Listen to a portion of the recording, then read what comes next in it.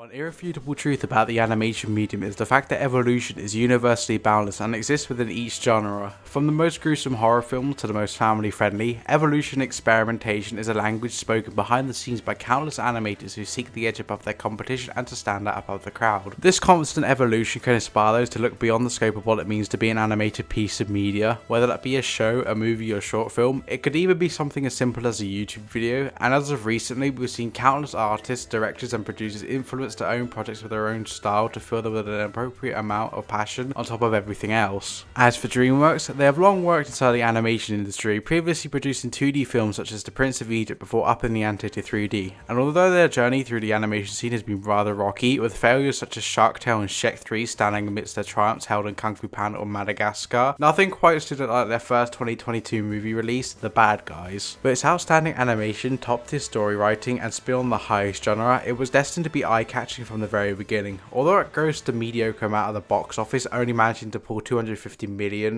worldwide, it would go on to set a standard that DreamWorks would follow up in the form of the Puss in Boots: The Last Wish, a movie that will go on to gross nearly $500 million worldwide. Join me, for today we're diving into the formula of The Bad Guys, what made it so successful, and how, in one way or another, it went on to redefine DreamWorks as an animation studio.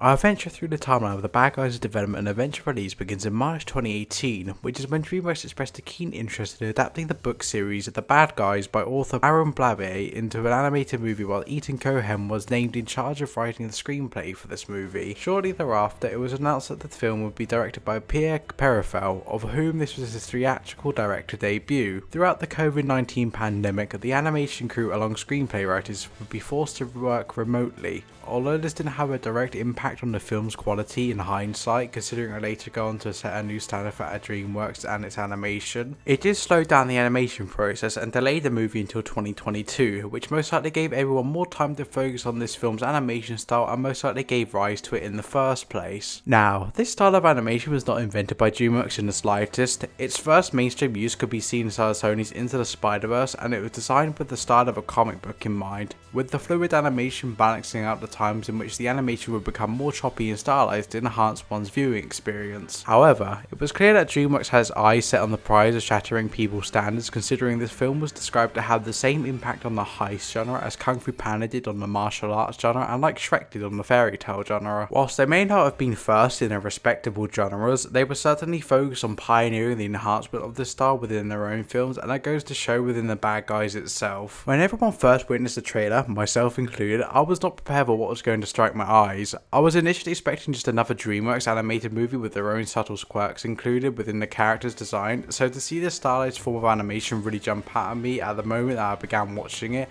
alongside how expressive the characters were, I certainly knew my standards were shattered, and I know the same applies to many others too, and by shattered I obviously mean it was so great that it was definitely memorable. Gone were the days of DreamWorks seemingly creating something with the same engine, and in came this new style, this new personality of animation. The style of animation isn't particularly overused too much inside of The Bad Guys, and that can further be seen inside of Puss in Boots: The Last Wish. It's only really used subtly or whenever a lot is happening on screen, and it can actually help you differentiate everything that's happening on screen, so it's easier for you to absorb information. Speaking of information, the scenery side of The Bad Guys is super rich alongside luscious. I really love how they nailed not only the special effects but the modelling side of this movie. Furthermore, whenever Wolf is injured or the other characters face some sort of emotion or say they're flustered, their faces and bodies are animated in such a distinguished way to the point where this movie is like nothing we've ever seen before. If there's one way I could personally describe it, it would be like flipping through an action book about a set of criminals, except it's animated with an engaging storyline with characters that still eat away at the space of a brain 1 year later. They even took the time to model a significant majority of the city of Los Angeles and fill it with life, which is something I did not think was possible considering how polluted Los Angeles is by a generation of vloggers and those glued to their phones.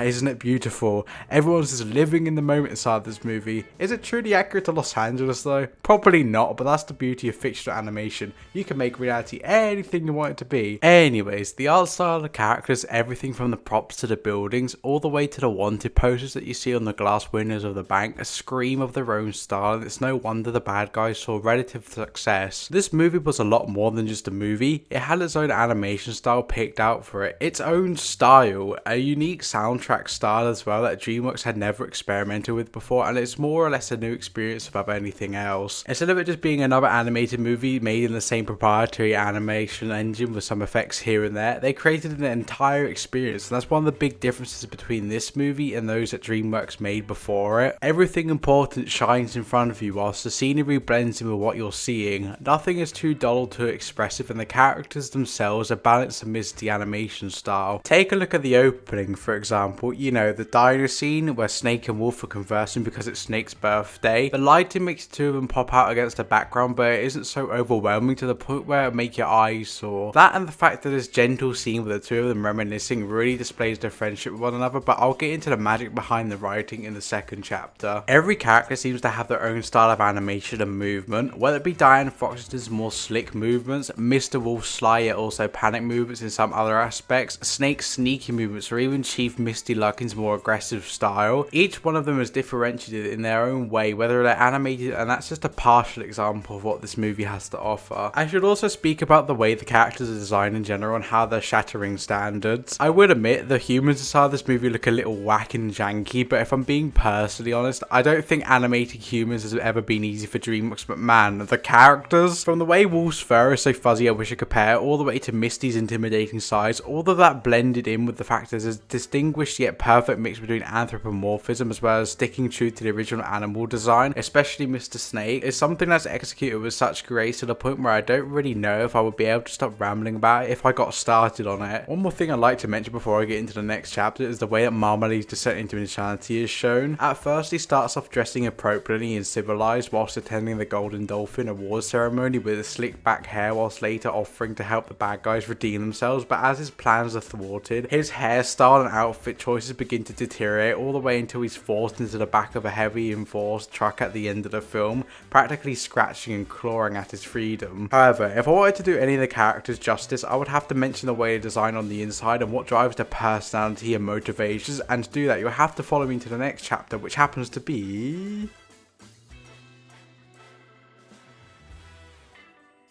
Oh man, where do I even begin with this? I guess we should talk about our main protagonists here, at least for now, considering I like to say they're all protagonists in their own unique way, but there's a clear focus on Wolf's journey. At first, he starts off as a relatively calm, collected and suave individual. He's basically your experienced crook who's done a lot more than just crack safes as well as rob bank during his time alive.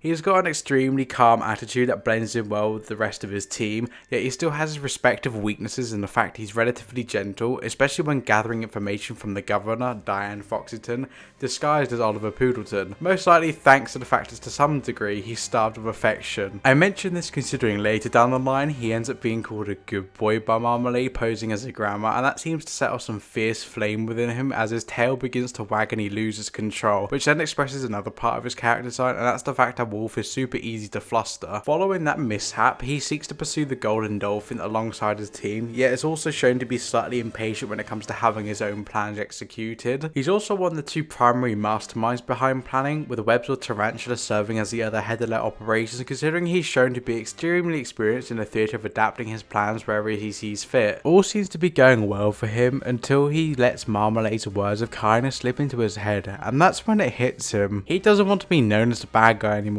For his whole life he's been known as the bad guy and the big bad wolf, and he's been manipulated into being bad, presumably thanks to him being a wolf itself and growing up with the crooks surrounding him. Unfortunately, little does he know that Marmalade is going to betray him later down the line, but it's his dedication to reform that truly makes his character unique. That, and also the fact he's shown to get relatively embarrassed once his pink and white polka dot boxers are exposed for the world to see. Everyone in his own crew may disagree with his plans to reform, but he still has to convince them that he's doing this for their interest and their good too, which is when Wolf's ability to mask is shown in full detail. Unfortunately, Wolf's associates and friends are not interested in reforming like he is, but he's still determined to convince them that this is the way of life that would benefit them in the long run. Unfortunately, this happens to backfire, especially after Diane Foxton comes into the picture and breaks him out of prison, only for Mr. Snake to go his separate ways alongside the rest of the bad guys, as Wolf is left to confide within Foxton. This dedication to learning how to be a good person goes to show that he's either forced into this way of life or, like Foxton Foxington herself found out that it wasn't really working for him. Yeah, instead of just being able to quit because he could, as Foxington never really had anyone to rely on, Wolf has all these amazing people that surround him and look up to him as a leader and as a friend of sorts, and he knows that he can't abandon him, which is why he's so optimistic about them reforming alongside him to begin with. This gentleness mixed in with his strength really balances him out as a character. I also love the way these two seem to relate with one another as well, at least Wolf and Foxington. The scene with them talking in the car is super emotionally impactful, and you can see the way Wolf begins to reflect on his decision and decides, even without his friends, that reforming and stopping Professor Marmalade for good should be at the top of his priority list. Therefore, when it's time for action to resume once they've confided with one another and moved forth through the tears, it makes it ever more rewarding whenever he, alongside the rest of the united bad guys, accompanied by Foxington for some parts, take down Marmalade and bring them to justice before handing himself in alongside the bad guys. Now, I've been rambling about Wolf for a good majority of this time, but allow me to continue with the other canine in the room, Diane Foxington, Mr. Wolf's love interest. At first, the pair of them start as complete opposites, with one being in a position of power and authority whilst the other is sat as the scourge of the city, the one that's constantly looked down upon and used as a scapegoat for all the ongoing problems. Wolf's even shown to be jealous of Foxington, which I honestly find cute instead of being intimidating, but I guess it says a lot about Wolf's aforementioned gentleness. Foxington's looked up to by the entire city, and it's clear that the weight of expectations clings to her shoulders like an unwavering boulder. She's determined to put an end to the bad guys as well as restore peace to Los Angeles. She's shown to be a strong, dedicated and passionate leader, one who won't back down for any other challenge, and it's shown that she has risen from a turbulent past as a new and reformed vixen. Speaking of her past, I personally think that loneliness played into why Foxington ended up becoming the Crimson Paw and terrorized California before she ended up reforming herself. Sure, she was really good at crime and later demonstrates that when she forms an unlikely alliance with Mr. Wolf, but it was unfulfilling. She desired some form of purpose alongside the people, and that's how she presumably got into politics upon hanging up her criminal boots. All she wished for was a purpose, one that didn't bury her at the bottom of the social hierarchy, and one where she could use her strength, cunning and passion for positive use. Her little remarks when it comes to her collaborating with Mr. Wolf, even from the very beginning, goes to demonstrate how well their chemistry works with one another and how they're compatible as characters. The big bad wolf meets the sly fox who used to be a trickster and was looked down upon before wishing to reform herself. It's almost like Foxington is a mentor of sorts to Wolf, considering what she's made of her life since she was once a criminal, and it goes to show the more they bond with one another. Speaking of which, gosh, these two and their chemistry with one another. I'm usually not such a big shipper, and there will be some who disagree with me here and there and say they're platonic, but if they aren't lovers, then they end up becoming very close friends by the end of the film. From Diane Foxington telling Wolf that he should really strive to be himself above anyone else whilst demonstrating that she was once a trickster, all the way to them stealing the meteorite and Diane not only repossessing Mr. Wolf's car, yet also remarking about packing a second pair of pants, just in case. These two and their chemistry, their dynamic, their everything, even from the way they talk to one another, they're animated beautifully, and the same goes for the lines they share with one another. Their chemistry, mixed with them having that a sort of Wolf x Fox K9 dynamic near the end where they lock eyes and Foxington puts their ears back as Wolf drives off to eventually chase down Marmalade, with him somewhat regretting how he's going to disappoint Foxington, even briefly, is just thrilling, and the reunion once more by the time that Marmalade is correctly shown to be the one who's responsible for the terror conducted on the city is just masterful. Speaking of Marmalade though, this won't be a long-winded chapter about how DreamWorks wrote a set of captivating characters without speaking about the antagonist in the room, and that's none other than our guinea pig friend himself. Professor Marmalade, that's his official title at least, starts off as a classic philanthropist character who's determined to make grave changes using his very own success. He's introduced as the recipient of the Golden Dolphin Award, therefore setting up one of Mr. Wolf's grandest failures yet in the process. Now, I'm not a particularly fan of twist villains, I mean just ask Disney and how many they've had throughout the years, but the way they set up Marmalade to be another good guy whilst also representing him and giving him a remarkable voice is something that will be remembered in the minds of many for a long time. Anyways, I've already mentioned that Marmalade manipulated Mr. Wolf, but it's this cunning and manipulation that truly drives forth his character, and that's the fact that Marmalade is very clearly a driven sociopath or some sort of psychopath who is hell-bent on redefining the social structure itself. It's clear by some of his motivations, especially those in which he mind controls a bunch of guinea pigs that are built upon the foundation of redefining his position on the social ladder,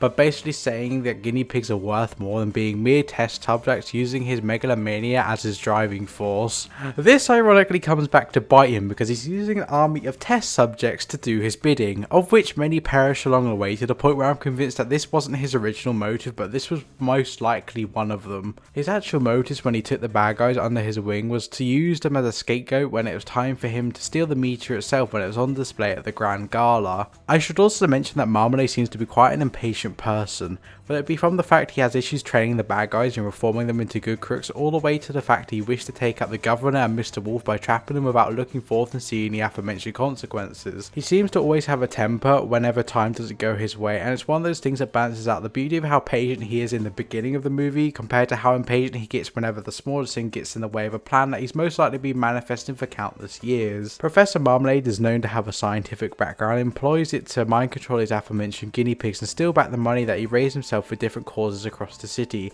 indicating that he's quite a greedy man and gluttonous in the fact that he wants to steal everything, and this was his grand plan the entire time. To wear a mask of kindness and to take advantage of those around him, to play the victim card and to play on the strength of him seeming relatively small and harmless to practically conquer the city. He's cunning, treacherous, sly, relies on his small identity as a scapegoat because he's a harmless little guinea pig. He even frames Mr. Wolf when they're locked up by tactically opening the door during Mr. Wolf's rightful outburst about Marmalade being a monster, but this also leads to Diane Foxton catching on to Marmalade's mischief the moment he consults the news reporter. Not only is he shown to be a thrill seeker in the sense he loves to terrorise the population, but it's clear that he loves the thought of getting some attention out of it in some way as well. At some point he even turns Mr. Snake against Mr. Wolf and the rest of the bad guys. However, I see that more or less being the work of Mr. Snake himself. Speaking of which, I should probably talk about him next and the rest of the bad guys before wrapping this up, as I've been talking about the main three this whole time. I'll keep the bad guys under one broad umbrella, yet first of all we need to discuss Mr. Snake and his importance in this movie. Mr. Snake is Mr. Wolf's best friend, and it's shown that sometimes they don't get along with one another, just like in every other friendship, especially upon reflecting on the fact he selfishly yet reluctantly abandoned Mr. Wolf and Diane Foxton alongside the rest of the bad guys. He's the balancing force between Mr. Wolf's suave and perhaps slightly egotistical side.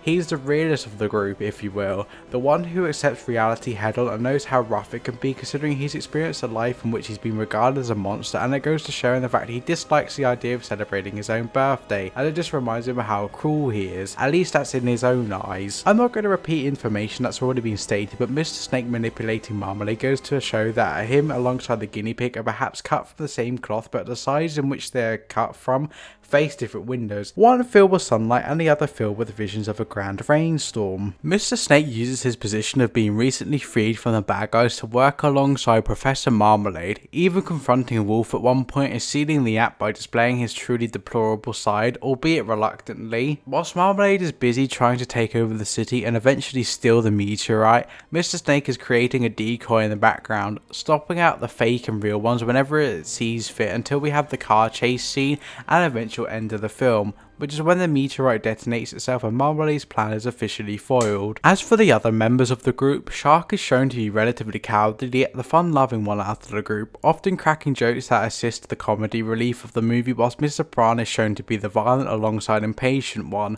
eager to get into a fight. Finally, Miss Tarantula is the brainiac of the group, bringing them together by serving as Wolf's set of 8 legs who can hack into anything whilst remaining somewhat casual about it. All these strengths bring them together in my opinion and make the bad guys an unstoppable unit, but most importantly, the way that they balance and counter one another while simultaneously building upon their strengths goes to show the mastery behind the writing and how truly captivating of characters they are. This set of characters, the amount that were written, excluding Misty Luggins as she's a relatively static character, has set an example that is echoed across DreamWorks' more recent projects, especially Puss in Boots: The Last Wish and presumably Ruby Gillman Teenage Kraken too. The fact I was able to go through what makes their character so great without pointing out their character development goes to show how truly multi-layered they are, and the fact that this chapter is the longest inside this video only scratches the surface of what could make them so great. If I had to point out anything about character development, it's the fact that they're so willing to hand themselves in after defying the law for so long. I mean, they've spent their entire lives trying to be bandits and essentially terrorizing the city for their own sake and their own riches to build up their own den, but the fact that they wish to hand themselves in after so long and to play by the rules of the law, I would say that's the biggest part part of the character development that each one of them has gone through together, but I possibly couldn't do it justice going through each one of them solo. Whether it be the fact that Mr. Wolf has finally learned to somewhat forgive himself and to also reform, all the way to Mr. Snake not being so harsh on himself. I mean, hell, even Misty Luggins managed to get a bit of a character redemption arc, considering she managed to get the bad guys handed in at long last, and she got justice within her own name. As for Professor Marmalade, I would say his character development is more like character regression in the fact that he plunged into absolute insanity by the end of the film. He could have continued to have the legacy that he wished and the attention that he wanted by being one of those people who raise money for charity. I mean, some people are philanthropists just for the attention, but it's this fact that he went the extra level and ended up destroying his career and any chance of redemption in the process that makes Professor Marmalade's character development more like character regression. I mean, even Mr. Shark and Mr. Piranha find some sort of peace. I'm not really sure about Miss Tarantula, but I like to think that she ended up having a fruitful career within the technological industry to some extent, considering she's really good with computers and hacking everything. Now, there's no way that anything is going to eclipse the length of this chapter, but I think it's now time for me to talk about the final part of this little ramble of mine, which happens to regard the shaping of DreamWorks' future.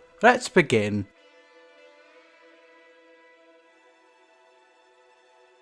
There's irrefutable evidence that the success of this movie, whether it be from critics praising the newfound animation style that DreamWorks employ to animate everything, all the way to the fact that this movie managed to gross $250 million inside the worldwide box offices.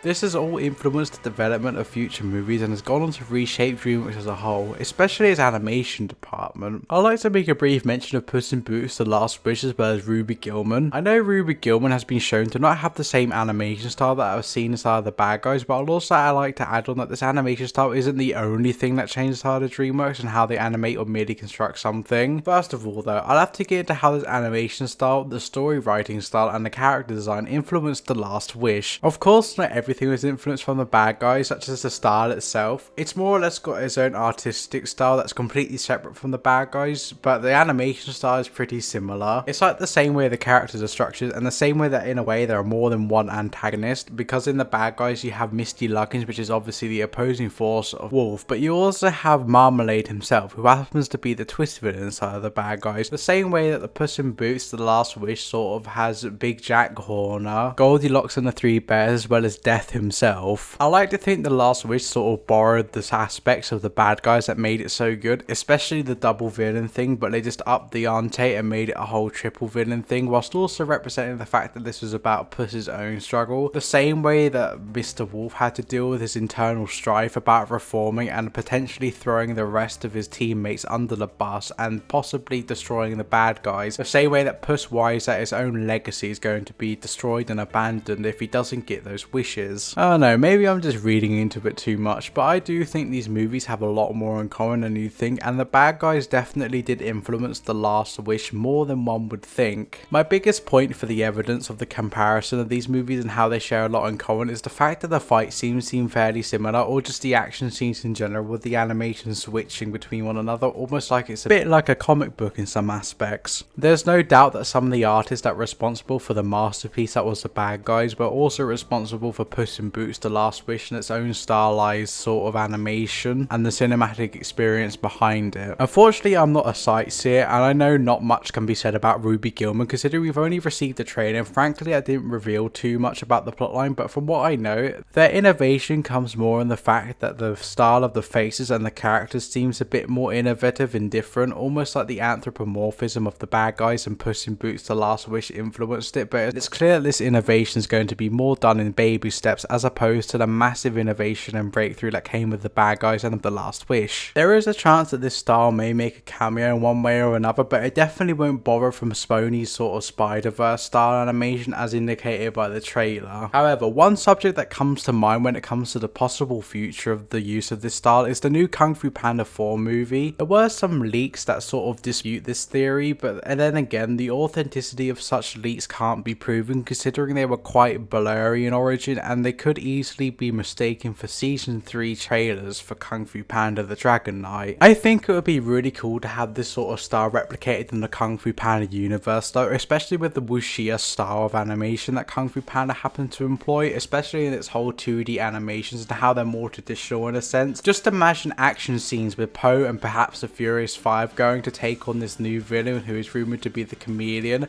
but it's all sort of stylized in this really cool animation style. I don't know, I think it's a nice thought, and I think if there were any sort of movies or franchises that would go along with the next sort of innovation of DreamWorks' animation style, it would definitely be Kung Fu Panda, considering if anything it's filled with the most action out of DreamWorks' franchise and definitely deserves the whole renovation of its animation style the most, considering it is the 4th movie and we haven't seen a Kung Fu Panda 4 or any sort of Kung Fu Panda release that hasn't been a TV show in almost 8 years. As for the future projects of 2023, such as the Trolls movie, I don't think it's going to be getting that style, considering it's more made for children, that and it's a lot more child friendly than the Bad Guys or the Last Wish. Nobody knows how child friendly Ruby Gilman or Kung Fu Panda 4 is going to be, but I assume they're going to be in the middle ground. Therefore, I'm confident this style will make some sort of cameo to some sort of extent. Usually one takes a risk with adjusting their animation style, especially a huge titan of a movie studio such as DreamWorks. I mean, look at Disney and the fact that they managed to do a lot during the Renaissance era. It's a shame that they've seriously fallen behind and become static when it comes to their innovation, but I believe that's due to corporate meddling more than anything else, which started during the 2010s, which is when the movie started to go downhill. DreamWorks has not only defined their future by making such a decision, but they've also become a defiant giant within the movie business. I know Sony is a titan in of itself, with it working on the second Angry Birds movie or the Spider-Verse set of movies, but a relatively renowned studio such as DreamWorks adapting into their own style for their own films really goes to show that animation is becoming more than just a genre. It's a medium now. I mean, animation has been a medium for as long as I've been alive, but still, the fact that innovation is still happening, and this is proving it within DreamWorks' innovation and its decision to make this animation style basically the new default, really goes to show that innovation is still possible within this industry,